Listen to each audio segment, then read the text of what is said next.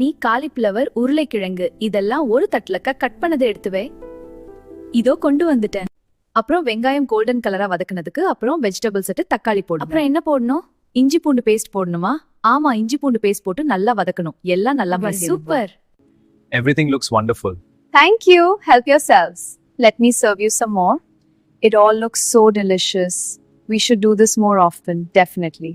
சரி, முடிஞ்சிருச்சுன்னு ஓபன் பண்ணு. குக்கர் சாப்பாடு எப்படி வந்திருக்கு பார்க்கலாம். எல்லாரும் சாப்பிட்டுட்டு அப்பா அம்மாவுக்கு சாப்பாடு எடுத்து வைக்கலாம். வாணி பேக் பண்ணி எல்லாத்துக்கும் சாப்பாடு போடு. சாப்பிடலாம்.